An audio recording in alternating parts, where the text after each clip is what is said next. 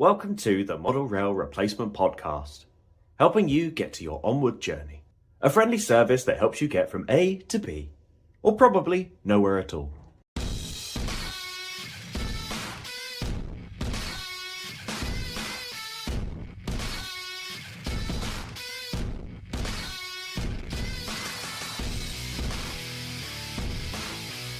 Hello, welcome to the Model Rail Replacement Podcast.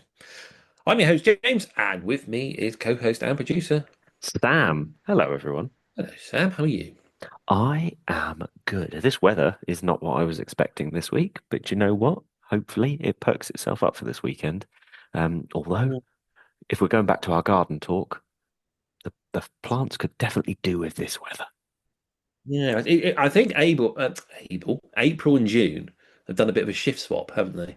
Yeah, They've, that's all I can conclude because like this weather should have been April, and that glorious week when I was having a holiday in Doncaster should be right now. But there we are. Never mind. It is what it is. I suppose the advantage is if it's cold and miserable and rainy like this, well, there's nothing better to do than just stay indoors and do railway modelling, right? yeah, exactly. And that sounds perfect to me. I mean, it has definitely been cooler in the loft over the last week or so, which is good for me because although I like having the windows open, I'm pretty sure there's some pigeons who look in the window at me sometimes. I'm not happy about that. So yeah, when it's raining, they don't appear to be Nosy, nosy. Oh, I can't say what I was going to say. Anyway, there. Those nosy you've pigeons.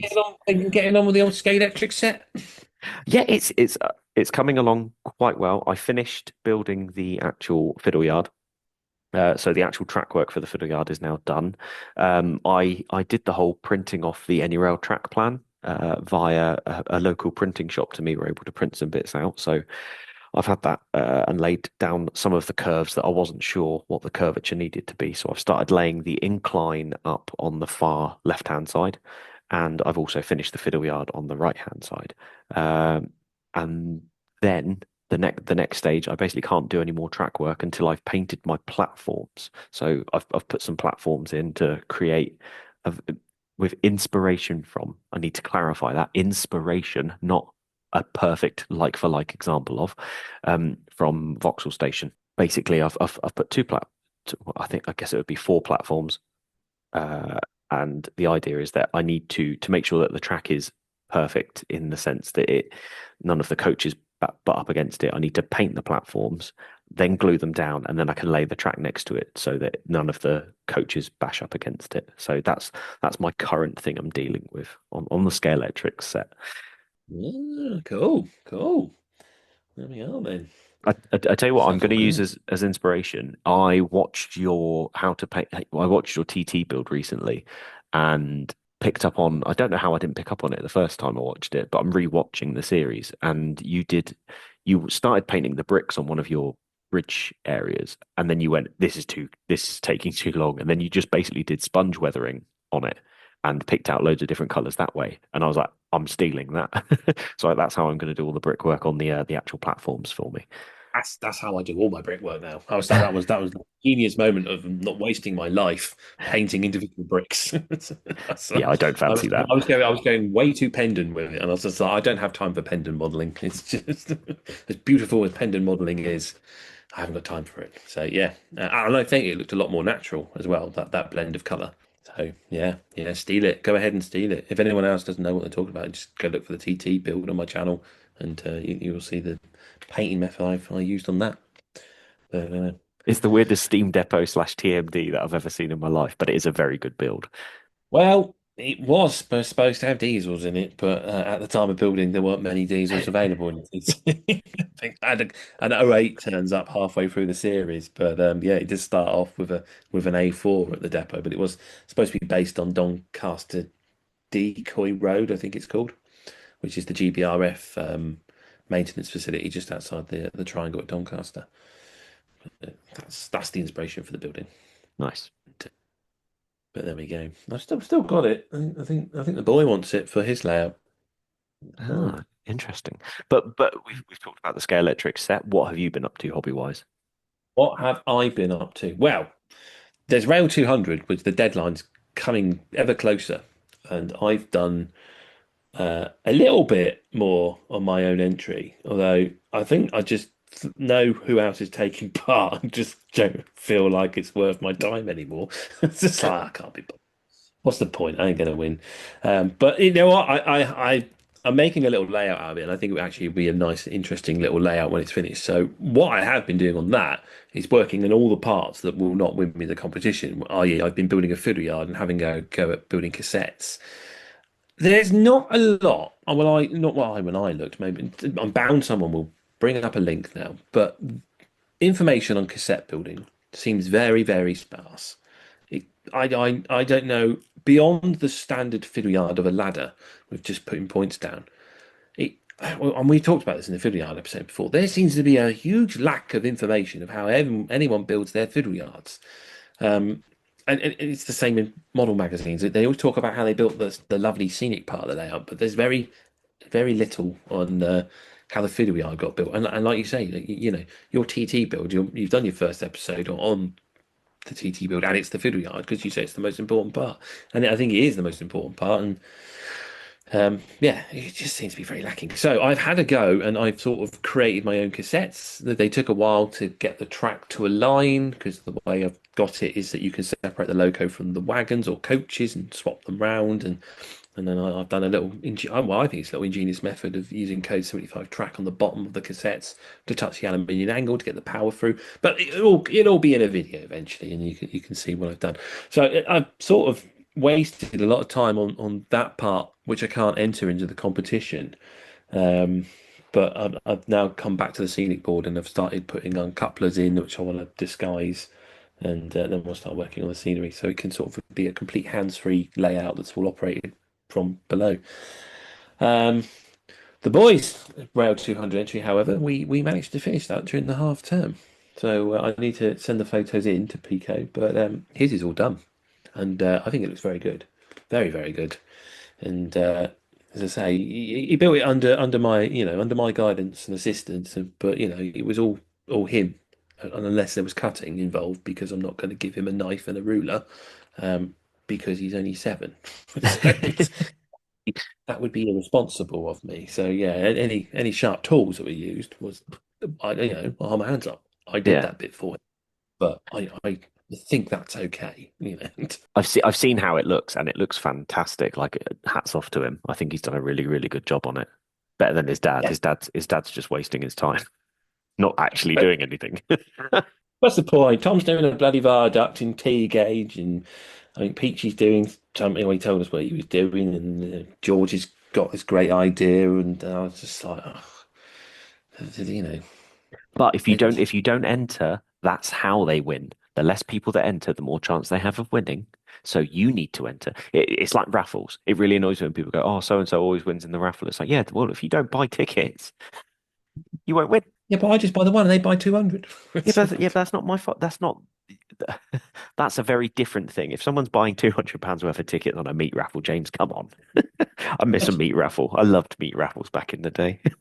Oh, you need to go to the sports club my mum and dad go to. Well, actually, I don't know if they still do them. They used to. My mum and dad used to win them all the time. Always be winning the meat raffle. They used to love to tell us about it. But there we are. So yeah, if you can pop over to old Cutler Hammer Sports Ground in Kempston, then you're sorted. Perfect. I assume. No, they haven't mentioned the meat raffle in a while. Actually, it might have stopped.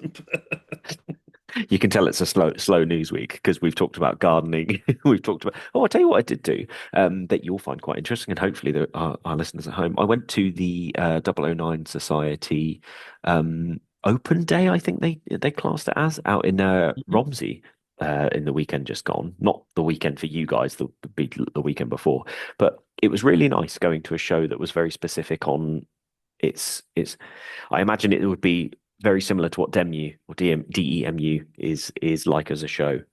It was, you walked in and they sort of everyone very, very friendly. It was quite small, but the layouts that were on show were really, they all had like their own little different thing about them. And I guess it's where effectively when you put on a model railway show, you have a large pool of what you're bringing, but then you sort of narrow the pool down when you go for just N gauge or just 00 or just 009. And I think the bit that really interested me was they had a sort of a second-hand stall where they were showing off loads of 009 narrow gauge stuff and from different countries and all this sort of stuff. And I managed to pick up some 009 coaches for £4 each. Now, I'd say they look more akin to the style of coaches as the Annie and Clarabelle sort of style coaches. I can't remember. Genesis coaches, is that what they're meant to be? Uh, Stroudley's, I think, Annie and Clarabelle, technically. There you go. Stroudley style coaches. They sort of remind me a little bit of like the early Hornby versions of those that they used as a model. But no, it was a really good show. There was some really nice 009 layouts, and there was a mixture of the now vast ready to run collection that is available out there, but there was also a lot of stuff where they're still using the kit built bits and bobs as well. So as a 009 modeler, I thought it was a very, very good show. And I urge anyone to go to a specialist show to sort of get a different feel of how the hobby can be. Because for me, it was a little bit eye-opening. I'm going to say, out of all of the shows I've been to in the last few years, it was the show where I felt like it was lacking in a younger community. There were younger people there, but I felt like it was probably the one where the average age was definitely higher than your normal run-of-the-mill model railway shows. And I did go with Mark from Idsworth Holt, and his daughter came along with us as well. And we had a really nice time. And it was nice just talking 009 and sort of seeing it all in the flesh. So I'd recommend that to anyone. There we are. Yeah, no, I think, yeah, that's it. You've got to. I'll be a bit more open-minded, I think, sometimes to these shows. It's. I think people have asked me before why I go to the International N-Gage show. You don't want an N-Gage. Yeah, but I can still go there and appreciate all the modelling and have a look around and that. You don't need to model on the scale to appreciate people's work, do you? It's No. That's isn't that the whole point of an exhibition, to go? I think it's because everyone likes to go to them and go shopping and like to get that little bit of dopamine hit of buying something. When you go to the Engage show and you're modeling 00, you're kind of lacking in being able to buy something. Of course, the advantage I can have is that sometimes you can find bits for 009, so chassis or the occasional 009 locomotive and wagon sneaks into some vendors' stalls. So it does have that, I suppose. But yeah, well, that sounds good though. That's a nice little 009 show. I've been waiting for the Oxfordshire group to do theirs again. They've done one in Stevington like back in 2022, and they never did one again. I think there's another one somewhere else in Oxfordshire in a couple of weeks' time. In fact, it may be this coming weekend. We'll find out when I read out the exhibition diary. But yeah, it's always good to go see some 009, I reckon. There's not enough of it out there on the exhibition circuit. So there we are. Right. Shall we go to news? Yeah, let's have a look. I think we've only got one thing we worked out. Yeah, but it's fabulous. Oh, it is gorgeous. Right then. So news came out just a little too late for us to announce last week, but just in time for us to announce this week. Rails of Sheffield paired up with Daypole, and the Black Label Daypole range, which currently consists of just the A4, is expanding to include the Bullied Light Pacific West Country Stroke Battle of Britain class. And these look like they're going to be fabulous. Of course, I've lost the email to try and get the details on it. You are right, though. It does look. I mean, I didn't think Battle of Britain could look better, but actually seeing the Black Label version of it, it does look very, very nice. There's something about an unpainted Battle of Britain as well, which makes it seem even better than it actually probably is. So It's kind of like a photographic grey, isn't it? When they used to paint the locomotives to really just highlight what they look like when they came out of the factory, like the first one to get the photographic grey livery before it got a proper livery, and that's kind of what the production sample is looking like at the moment. But yeah, this is, I believe, a die-cast body. There's going to be sound generator, lights on the front, and the lights are going to be programmed to the decoder, so you can set routes for them, so you can have them showing the southern region routes that they'd run. So it'll be sound fitted, nice heavy weight to it as well, which is ironic for the Light Pacific, because we all know they're very light on their feet and tend to wheel slip a lot. If this actually has a wheel slip feature on it, that would just be the icing on the cake. If they had like some way of it just manages just to lift the loco up just off the rail so the wheels just slip. Yeah. that would be Just cool. suggesting that idea out there, Dave Poe, if you're listening. genuine wheel slip on it would be absolutely. They probably have put something on the decoder that might make it do something like that. I don't know, but yeah, I was relieved but saddened at the announcement of the locos they're going to make. So we've got the Battle of Britain Fighter Command in Southern Region Immaculate Green, um, or Malachite Green, shall I say? Battle of Britain Spitfire 34066 in BR Green Lake Crest, Battle of Britain 229 Squadron, BR Green Early Crest, Oakhampton in Macalite Green. There's Exeter in BR Green Early Crest, Watersmeet, also BR Green, and then finally there's Blackmore Vale as its preserved livery in the southern region, Macalite. And yeah, and I was saddened but relieved because none of them ran on the Somerset and Dorset, so I don't need to order one. But at the same time, I'd like to order one because they look fabulous. But they are a retail price of £399.99. No, correction, £399 00 pence. So they're just shy of £400. So it's very expensive. And I have been double checking to see if Exeter went on the S&D or not. But yeah, I was kind of like, I'm kind of glad, but kind of want one. So there we go. They look great. So yeah, whether that will smoke out any other manufacturers, if the rumor mill is to be believed that someone else was working on said locomotive, well, we'll just have to wait and see on that one. But that's all for news. Shall we go to our main segment for the week, where we're going to talk about DCC sound?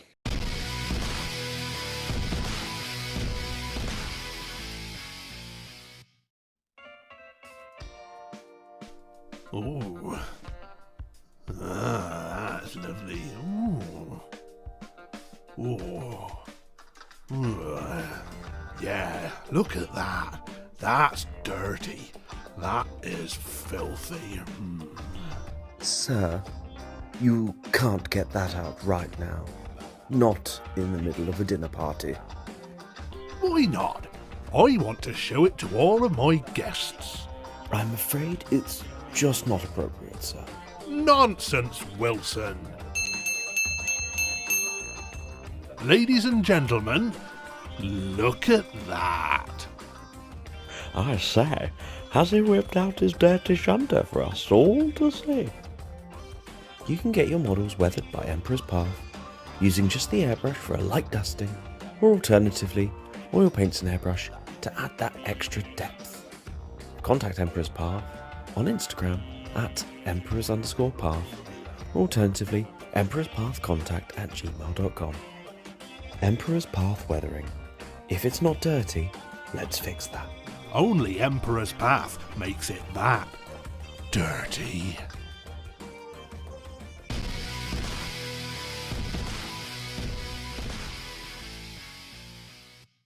Right then, Sam, I take it you go to exhibitions. I go to exhibitions. Do you ever go there and think, shut that up?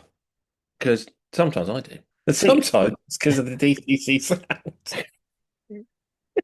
Sometimes I don't know if anyone's heard this before. This might be the first time I've ever said this, but sometimes there's this thing on a layout. It's called a crossing, and sometimes it's far too loud and goes on far too much. Crossings being on a layout and being too loud, but that's not DCC sound, is it? I think if we'll try and go a bit more serious. Apologies. We were having a very daft conversation just before we started recording and haven't really let it out of our system. So now you're suffering the consequences of it. But I thought the idea of this subject was I thought it'd be an interesting one because the event of DCC Sound was quite the revolutionary one for the hobby, really. When it first come around, I think. Top of my head, I'm thinking around the early 2000s, probably 2007, 2008 is when it really kicked off. I think in this country, at least. I think Europe and America, as usual, were probably about 10 years ahead of us. We seem to be a little bit behind them when it comes to that sort of thing. But and sort of everyone got very excited about DCC sound, and it was a bit of a shock to see an extra £100 slapped on top of your loco if you wanted it to make noise, but people were happy to go for it. And it's been growing ever since, and lots more people have gone into DCC sound, and the thing with it is the price hasn't really changed, and then in terms of inflation, it's technically come down because, yeah, but as I say, back in sort of the 2008 sort of period when this all started, I think for us started to kick off. As I say, it was an extra £100 on your loco. I think nowadays it's still around an extra £100 on top of your loco, and considering that the loco back in 2008 was 80 to £100, and now we're looking at somewhere around the regions of £200. The loco's doubled in price, but technically the sound has come down to half its price in theory. So it's a lot more popular, but is it what we need? Is it a necessity or is it an annoyance? I really like sound, and I think there are times and places where it is useful. I think one of the biggest things about it is how high the volume can be. Now I've worked with people and talked to people, and everyone has a different. It's very much like when we talked about weathering. Everyone has their own opinion of it. And some people think it has to be turned up louder at exhibitions because you can't hear it. But sometimes you don't need it to be louder because there's about 50 different layouts all trying to compete with each other to who can have the sound that breaks through everybody else's sound. And I find it becomes this drone that you don't need. And it's the real life version of how loud is that thing versus when we talked about the bus on the bridge and everything is nobody seems to scale down the sound. Obviously, if somebody sets off a horn on a loco or a bell or a whistle on a loco in a exhibition, it's not going to shake the room, but it still feels like sometimes it's still too loud. Yeah, definitely. It's I know I mentioned this one before, but at Gaydon there was one exhibition that was, I think it was G scale, and they had, I think it was an Austrian it's a sort of diesel hydraulic locomotive running round on the circuit, and it was only, I think, about half an hour the show had been open, but the train had been running on test for about an hour, because one of the other guys told me, and the sound cut out for whatever reason. There was a short circuit on the layout, and the room had this just eerie silence come across it, and then there was a cheer from all the other people in the room that had been there to exhibit. And and that's when one of the guys from around went, that thing's been going for an hour.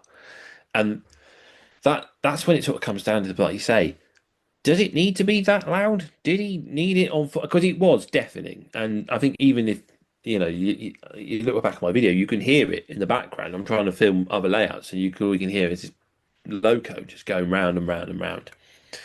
And yeah, it's I enjoy DCC sound. Like you said, I think it adds an extra element. I think it's fun, but I do think the sound needs to be scaled down. Even in real life, it's sort of I've got to the point where, because I live near a railway line, I hear the trains coming, and I can tell from the sound what train is coming and which one it is. So from the horn or the engine, you can tell, and you can tell that because they all have different volumes of sound. The 68s that go by, you can hear them from about 3 miles away approaching. So it would be appropriate for a 68 to be a lot louder on someone's layout than, say, if they have a sound-fitted Voyager, because those things sneak up on you, and you only really know they're going by when they sound the whistle for the crossing. So, like you say, it doesn't the Voyager doesn't need to be on full blast like the 68 does, because then that's not how they are in real life. And when you're looking at the layout, you are sort of from a certain viewpoint, you are stood quite away from it, so it shouldn't be as loud as what it is in real life. And it's a curious one, and as I say, that room that went quiet and cheered, I think that sort of echoed how people really felt about it. And I recall going into other exhibitions, there was a depot layout, and again, like you said, every loco on that depot had their engine ticking over and running, and it was deafening in there. It was, and it sort of makes it a bit of an uncomfortable experience, I think. And the other thing to consider is, obviously we are a very near-eye divergent heavy hobby, I'd say. and and lots of people have sensitivity issues with sound. And it's kind of curious that for one person, what sounds great and really loud, for another person, can be just too much for them. And I don't know if that's ever considered. It can Should sometimes feel like the show in itself is a complete sensory overload. And adding on top of that, let's say, for example, in one room, there's 50 to 100 different locos that are all in some way, shape, or form, whether it's something as simple as ticking over, flange squeal, horns, whistles, bells, chuffs, all of those things amalgamating together almost just becomes this deafening thing. And I think people forget it's not just your layout that's doing it, it's all the other layouts that are doing it. Now, take it away to a situation such as being at home. One thing I really dislike about sound chips is how difficult it is to turn the sound down if you're not in the know. Yes, okay, it is a CV number and you're turning down this particular function to do all of this. Do you know how you turn your sound down on every other thing in the world? You have a knob, you have a dial, you have a little slider, and you can just turn it down. Why is DCC sound so difficult to adjust to? Because it isn't. Don't try and nobody sit here and try and tell me that turning DCC's sounds volume up or down is an easy process that you can do straight off the bat. Because it's not. You have to find out which particular CV it is, and then you have to change it from this setting to this setting and this setting. Every other thing in the world is literally you turn it up or down with a dial or a knob. Now, one thing I've said before that I've just started using HM7000, and whilst I've had teething problems with it, and I'm getting to grips with it, and the more I use it, the more easy I'm finding to use it. The contradiction here is that that isn't something that I found easy to pick up and start, but actually, now that I'm getting used to it, it is. But you know what is really easy to do on there and does have a slider for changing your acceleration, your deceleration, and your sound, your volume. Yep. You, Yep, we had exactly the same because the boys moved over to TT and he's got a couple of those HM7000 decoders in his loco, and exactly the same. My wife said, "Turn that down; it's too loud," and we could because, like you say, it was on the app, and you just pulled the slider down, and that was that sorted. But like you say, if you've got a traditional DCC controller, you'd have to be digging out the manual, working out which CV to get. And some people are quite savvy with the CVs and they can do it. I'm not one of those people. I have no idea what I'm doing with that sort of thing. As you say, I struggle to program addresses on my decoders, and it does seem a bit of a bizarre thing that here you go, here's the model, and it's set at this volume, and that's that, and it's like it's too loud, because in a home setting, I think I don't know if I've said it on the podcast, but we've definitely had this conversation where I've said to you, as much as I enjoy the sound of a diesel locomotive outside, that if a Class 37 goes by, like I got to see one last night when I was walking to work, fabulous, and a nice bit of noise coming off it, I really enjoyed that.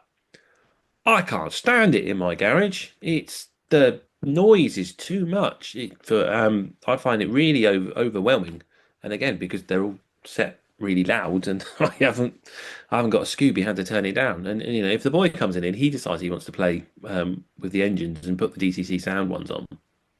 Again, I could be trying to do something and I can't concentrate because it's now become too noisy in here. And I'll probably go back to that point of it's probably because I am diagnosed as neurodivergent. I probably do have sensitivity issues with sound. So that I find it a bit too much, and and it comes to a point where I've now stopped buying sound fitted diesel locomotives because I don't enjoy them.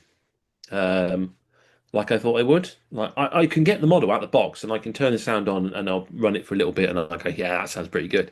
And then after a while, while it's running around the garage, that's doing my head in. I can't stand it. But steam engine, I will have a DCC sound steam engine on all day long because I don't know, there's something about the chuffing's a lot more relaxing. Maybe it's because it's more mechanical sound from the diesel. It's just a bit more grating. I'm not sure. But I yeah, wonder if it's something to do with the hertz that run through with a steam engine. I feel like a steam engine's more bassy, whereas with a diesel, it's definitely more trebly. And it is one thing that treble. So those of you who don't know, this is a very simplified version of it. Treble damages your ears far more than bass does. And bass, imagine that you've got like grass in a field and a big strong gust of wind that's blowing sort of leisurely bass that doesn't snap things. It's the quick sudden blasts like treble and stuff like that. So I wonder if it's a case of that actually the diesel engines have that more treble to it and it grates you and it cuts through a lot more than the bass ones do. And the bass is almost that sort of, like you say, the rhythmic sound of the chuffing is far more. But then my counter argument to it is that I would rather hear a diesel horn than a steam engine whistle, because the whistle of a steam engine does cut through me far greater. Very shrill, isn't it? Mm. It's curious. I tell you the one if we're just listing what we do and don't like about DCC sound, electric DCC sound. I had the Pendolino by Revolution, the DCC sound fitted one, a long time ago. I think I managed to retire once I sold it on eBay, but that's a different story. But it was, electric locos sound fine when you're on the platform. They just sort of pass by. When they're doing a loop in the room, and they've just got that horrendous whirling noise because it's just the traction motors going. You're like, this is doing my head in. That is one part of the hobby I can't get my head around, is why anyone would want a DCC sound electric locomotive, because they just sound irritating to me personally. It's the little things like that where I'm like, oh, that's hurting. But you're right, it's not just coming and going, it is constantly there. When you are DCC sound, you have it just going around the whole room, and you have to appreciate that it's sat there with you and you can't do anything about it. You can't escape from it. It's curious because I think some manufacturers do put a Doppler effect on some of their DCC sound chips, and then you can sort of press a button and it will gradually build up and it will gradually fade out as the train disappears. But not all of them do that, and it's kind of sort of a manual process. And again, I think the enjoyment of the sound, like in real life, is the Doppler effect of the sounds building up. And particularly, if it's steam, if you've gone out to see a steam engine run on the main line, it's definitely that feeling. Well, I suppose even 37, you can hear them bloody coming for miles, and you can hear it gradually building up. And I suppose that builds up that more sense of excitement, and then it goes by, it's really loud, and then it drops again, and it sort of thrills the senses. And that's why it's so much more enjoyable out in real life, in the real world. But like you say, the 37's going around the room, and it's just circling round me like an angry bee. It could all of a sudden become a bit too much. Yeah, I've just got this image of a 37 just flying around your head, especially a Dutch one that just so happens to be a dark grey and a yellow.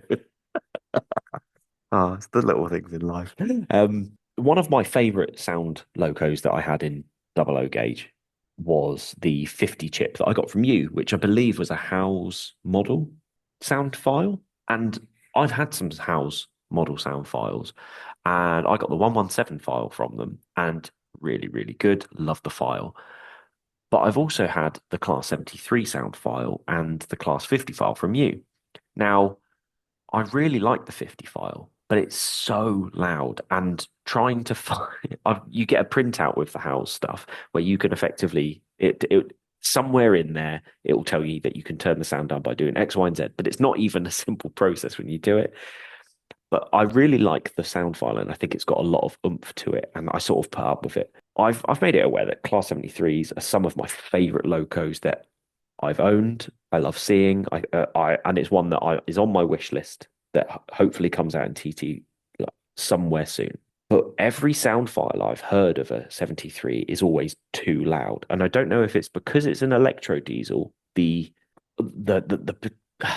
treble and the bass is just up full anyway. So you've got the annoying parts of the electric sound, and you've got the annoying parts of the bass sound. But anytime I've heard one, it's just too loud. And even I've spoken to people who go, "Oh, you can turn it down." It's like, well, why don't you then? Why don't you just turn that sound file down? Because it's annoying me.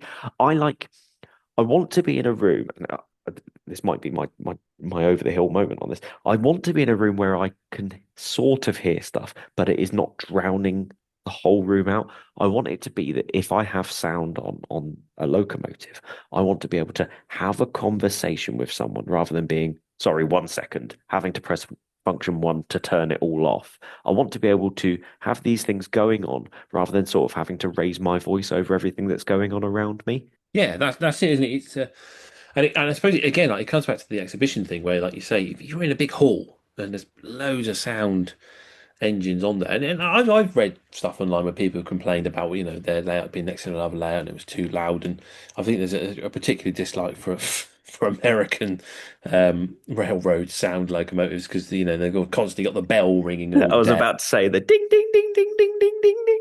and they're just generally loud. They just seem louder, and I mean, yeah, like you say, that it's got to overwhelm the senses for a lot of people, because the exhibitions are very noisy as it is, and you know when I do my exhibition videos and I'm doing the voiceover, people have commented that they prefer the voiceover because they don't like some people do enjoy the murmur sound of everyone chatting in the background, and some people don't. They find it too much, and they prefer the voiceover and then that sound sort of toned down.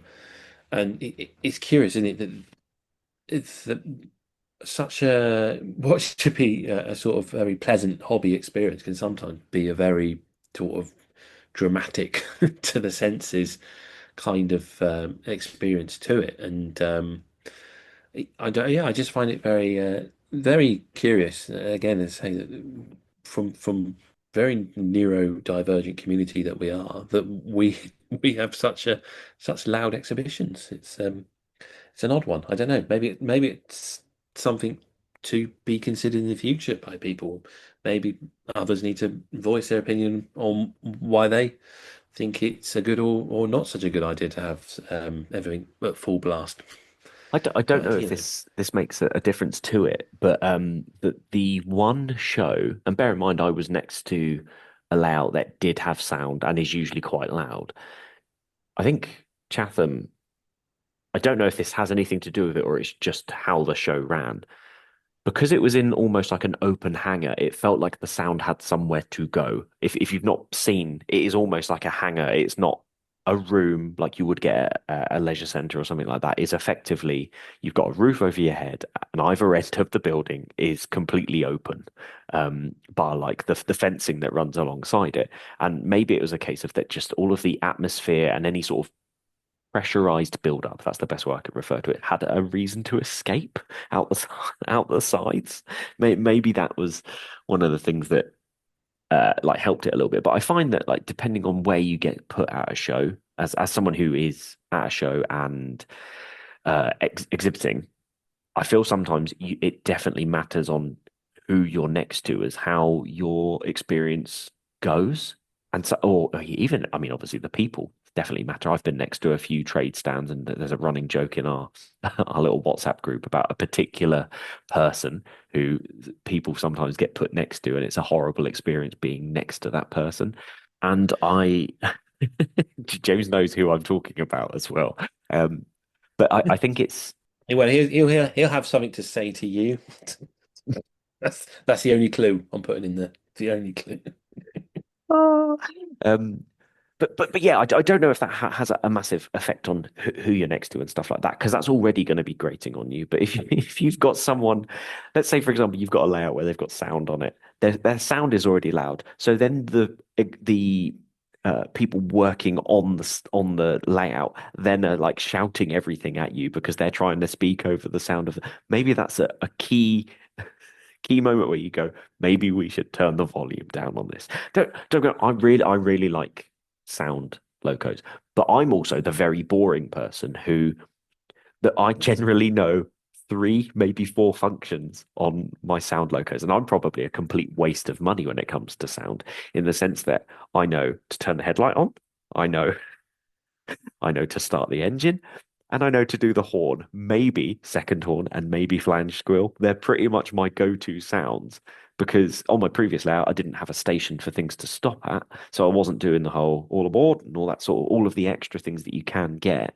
And I always tended to be that it was just a case of start the engine up and do the horn every now and again. And that was my sort of sound thing. So maybe I am a wasted person from that point of view. But somebody goes, oh, you can hear the compressor. You can hear this. You can hear all these various things. I'm like, I don't notice it. I'm not that interested in it. Sometimes I just like to hear a low little rumble of a diesel going round, and then I like to hear the horn occasionally and things like that. I don't need all these extra bits that are installed on there. And whilst they're great, and there'll be people who do really appreciate those little bits, I'm not detail orientated enough to appreciate all of those. To me, they are just extra gumph that's going to annoy me at a show. Yeah, it's to be honest, I'm similar in the fact that my DCC controller is very, very old and ancient, and only has 12 functions on it. So I've got locos with sounds that I've never heard because I can't access them, which is another one. But yeah, like you say, sometimes there are things on there like I wouldn't notice if it did that sound or not. But again, I think DCC sound chips are coming to a point where you've got the automated sound function on it. You just activate. And again, you need a controller that goes beyond 12, but activate function 25, and all these sounds will just automatically go on the tray. So you don't have to press the fireman shoveling the coal; it will just do it for you. And then a little while later, the safety valve will go off on it because you shoveled too much coal, and it's kind of works like that, which I think is kind of cool. And again, that comes down to an understanding of how a locomotive works. And if you are a modeler who just appreciates trains and locomotives and just likes the look of them, but is not, I would say, a rivet counter in sound, you just don't know. You wouldn't really notice if the compressor should be running or not, or if the safety valve should be going off or anything like that. But whereas other people, like you say, they've got an ear for that, and they know locomotives so well, they'll know that if the sound is right or wrong. I put a video on Instagram a long time ago of the Bachmann 159 running on my layout.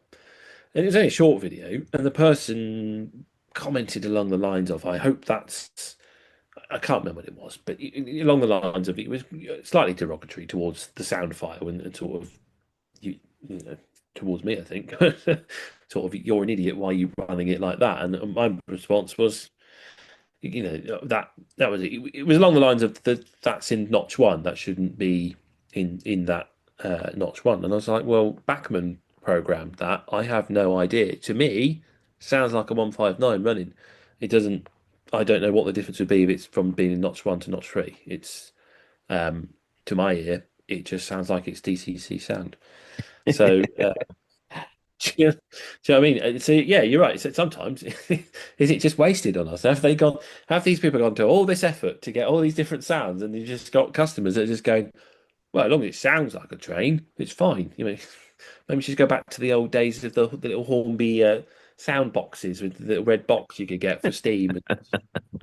It plays chuffing sound, and then you can press the whistle button, and that was that. So what are we concluding then? Are we turning the DCC sound off, or are we just turning it down?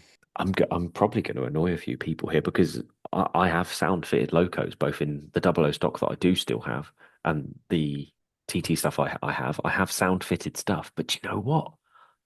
I don't know if it's needed. I really don't know if it's needed. I could easily enjoy. I mean, I've modeled my, and don't you dare say a word about my fiddle yard in after I say this. I've modeled my track so that I can get that clickety clack, which is the sound of trains that I like. Because I've got that, I don't need it to be this. I don't need all of the bells and whistles that come with a sound file. If I can have trains going down the track and I hear the that's great for me. I'm happy to hear that. And I think it's one thing that when I'm on a train, you'll occasionally hear the and stuff like that. But when I'm on a train, all I can generally hear is the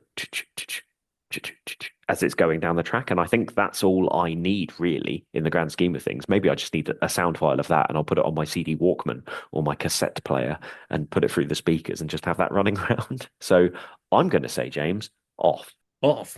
There we are. That's. I do like that you did mention your fiddle yard because someone did point out that your gaps between your track were quite wide, and I hadn't really noticed until they made the comment. I was like, "Bloody hell, you can ride a bus through that." Ironically, that is the one line I hadn't tested, and I'm aware that the gap on that particular line is huge. But it was very much a case of In I, scale terms, if I was a signalman, we'd be classing that as a break in the rail. I think the break on that particular rail is wider than the biggest part of the wheel on that particular one, but it makes a great clickety clack sound, James. Well, there you go. But yes, I do need to fix that. But for me, I tell you what, and I heard it at a show recently, and I think previous guest George Williamson probably has the best answer for this. We don't necessarily need the sound of the locos. What we do need is the background sound of the areas that we're in. So whether you're modeling the countryside, we've just got some birds chirping or something like that, or whether you're some idiot who's decided to model in inner city London, maybe I just need the sound of car horns and engines revving and stuff like that. But I think maybe background noise is probably a better bet. Having to spend £100 plus, depending on which brand you go with, on a DCC sound decoder. I think, yeah, we were going to try and wrap it up, but I think you're right. The background sound, I think, is actually more important. And I've seen a few loads of exhibitions where they have like the little sound modules, the birds tweeting away, and maybe you can hear a lawnmower in the distance and that. And it feels more, yeah, I think it's evocative. I think that's the word I'm looking for. It feels more like that. You feel more bought into that world. And if the locos don't have the DCC sound, in particular the diesels, you can still hear the hum of the electric motor in the diesel. And like you say, if you build your track right, you've got the clickety clack of the wheels over it, and there's an impression of sound that almost feels right with those other sounds going on that can maybe work better than if you've got those bird sounds and whatever playing, and then it's just drowned out by the locomotive going by. Maybe it's just a sense of theatre and getting that balance right, isn't it? But yeah, so yeah, I think so I say personally, I enjoy the sounds of diesel engines out on the real railway. When I buy a model and it's DCC sound fitted and I test the sound, I really enjoy it. But once it's running around my layout for a couple of laps, I no longer enjoy it. And so diesel, I'm out. I think I'm rather have non-DCC sound. But steam engine, I think I'm the opposite. I think I do enjoy the chuffing sound of an engine running round. I don't feel it overpowers. I think it's a far more relaxing sound. So I'm a bit of both really. I'm turning off the DCC sound for the diesels, but I'm keeping it on for the steam engines because I don't know. I quite enjoy that one. That's my preference. But again, not too loud. So yeah, that's our thoughts on that. I'm sure it's a controversial subject. Get my words out. A controversial subject, and I'm no doubt that we'll see many a comment on the Instagram posts of how wrong we are. But How DCC sound biased we are, or no sound biased we are. we're always biased here on the Model Rail Replacement Podcast. That's how we roll. In fact, someone had mentioned Lucy's interview from last week was very diesel biased, and I was like, well, it's three people that model diesels talking about model railways. Of course, it's going to be. So yeah, there was no love for steam there. That's just how it rolls some week. There we go. Yeah. Right then, should we take a break and then do the exhibition calendar?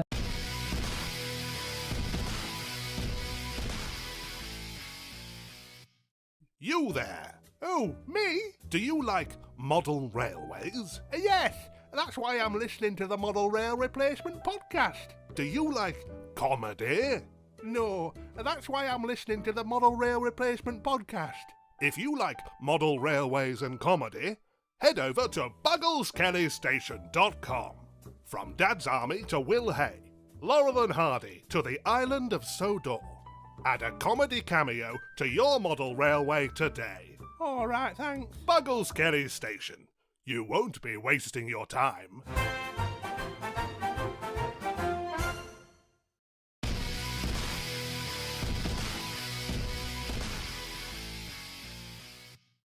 Right, there we are then. We've discussed DCC sound and whether it should be on or off. And I don't know. I'm hoping people maybe take something away from it. Maybe be a bit more considerate in when exhibiting, thinking about their environment, particularly if you're in a small room and there's other people in there.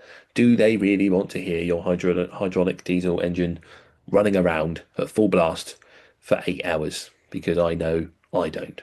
Right then.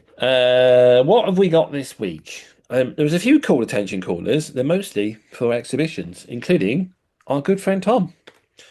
It's from Buggles Kelly Station. He's got a Will Hay weekend this weekend. Is that right in thinking?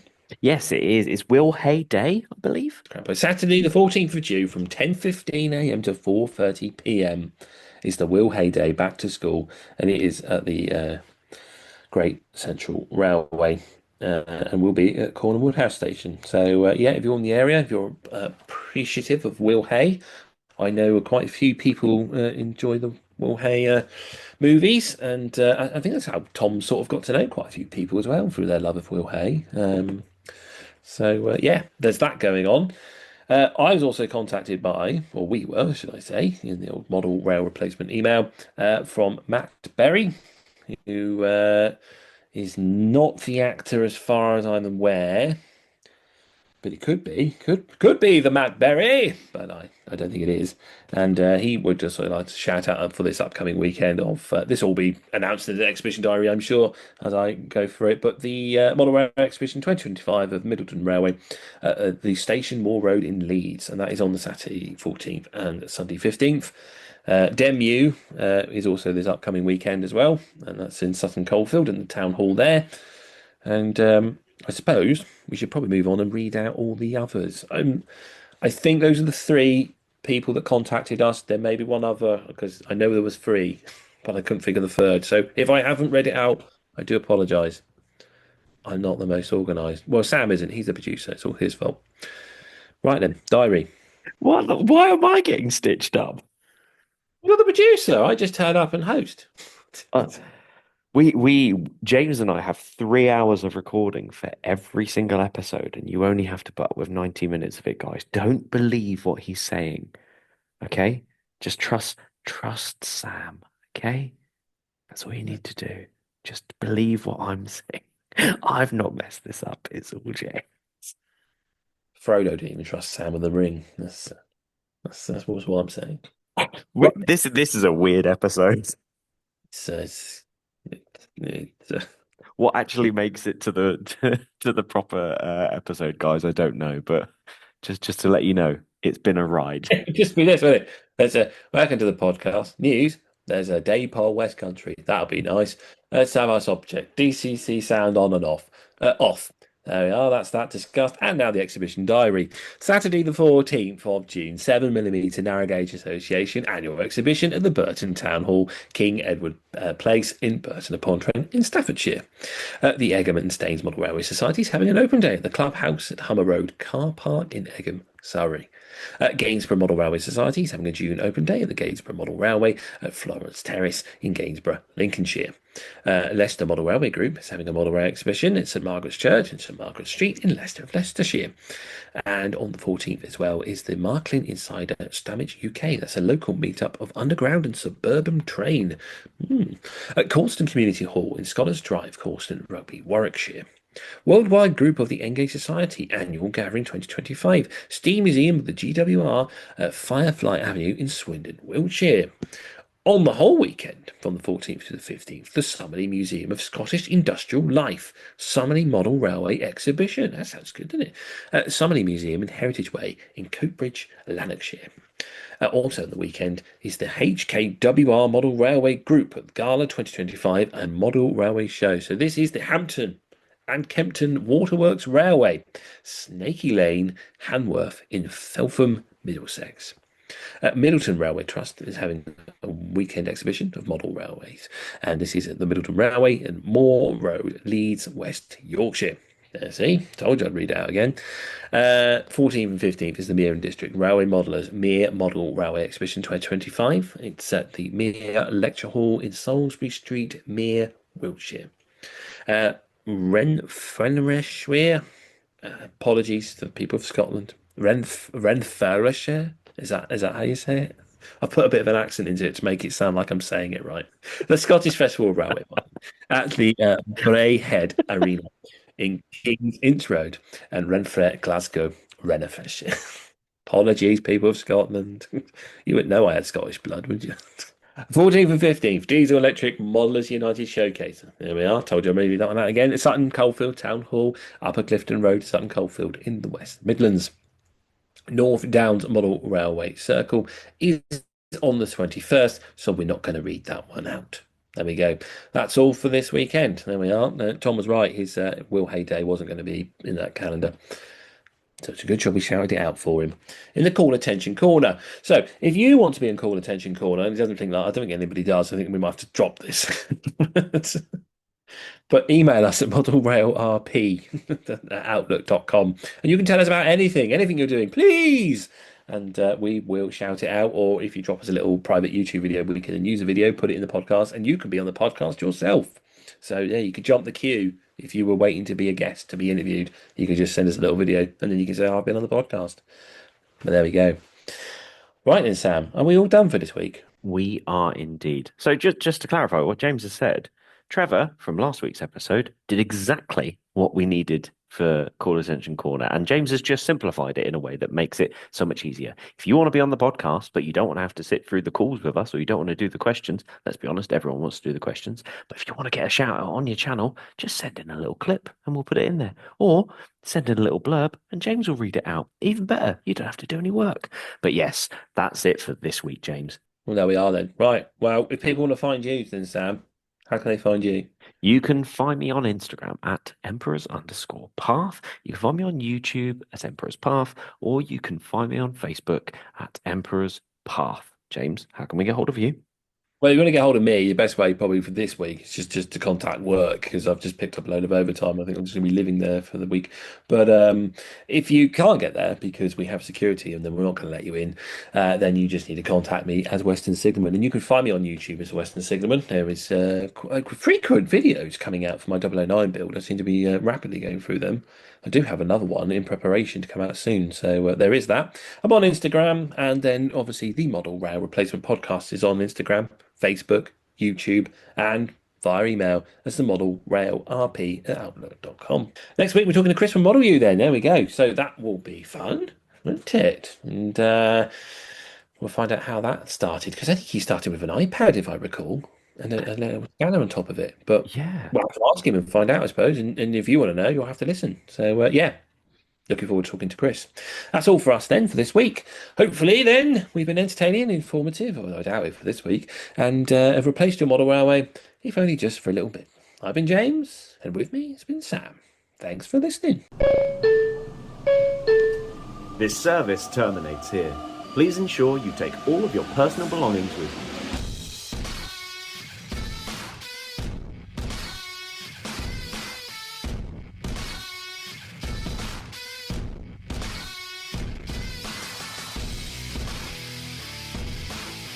Hello, listeners. We've got some very exciting news. Do you want to be part of the podcast? Do you want to join the team? Well, an exciting opportunity has come up to allow you to be part of the Model Rail Replacement Podcast. And here's Sam with the details. This episode is brought to you by Patreon. A huge thank you to our Patreons for their support. If you'd like to help support the show, you can head over to Patreon and search Model Rail Replacement Podcast, where you can show your support and be part of the team. Hurry, there's unlimited places.